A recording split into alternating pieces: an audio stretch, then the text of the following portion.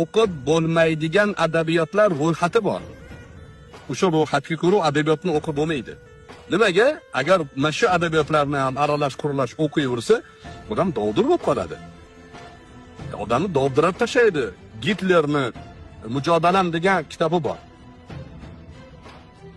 O'qigan odam ya'ni skinhead bo'lib qoladi.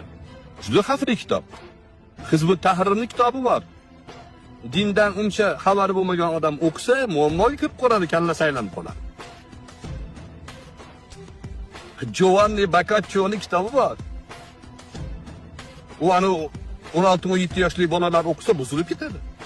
Shuni gapirsak endi tagida yozishyapti. Nima deyapti qarang. Izohlari bittasi.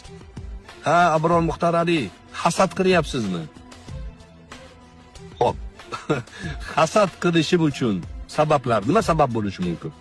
U odamni ilmiy saviyasiga hasad qilayotgan bo'lsang, nima ilmiy saviyasi bor ekan? Qaysi? Bu yerda diniy motiv yo'q. Shunchaki latifa xolos. Bittasi do'zaxga tushib qoldi-da. Bir yengilligi bor ekan, qaysi qozonda qaynashingni o'zing tanla deyishdi. Bunda borsa bittasi hali qozon qaynab yotganimiz shu ustiga og'ir tosh botirib, ustiga toshlar qo'yib qo'yilganmish. Bu yerda kimlar bor debdi? Ya, debdi, bu yerda yahudiylar bor debdi. Nimaga buncha tosh bosib qo'ygansizlar boshqa? Debdi, bu yerga ehtiyot bo'lib qarash kerak deyishdi. Bittasi chiqsa bo'ldi debdi. Qolgan tortib tushib ketadi debdi.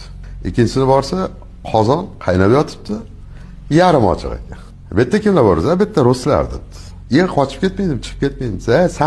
Sanchiq bir-biriga tashlab yotaveradi ular debdi. Uchinchisi borsa, uchinchi qozonning usti tamoman ochiq emish. Qozonda hali chuqurligi buncha baland emas emish. Bu yerda kimlar borsa, bu yerda o'zbeklar debdi. Debdi. Qochib chiqib ketmaydimi bir sakrab? Ha, yo'q debdi. Bemalol o'tgan. Nazoratchimi u yerda? Nimaga desa, bittasi chiqaman desa, 10tasi oyog'idan tortadi. Ana shunaqa achchiq latifalar bor biz haqida.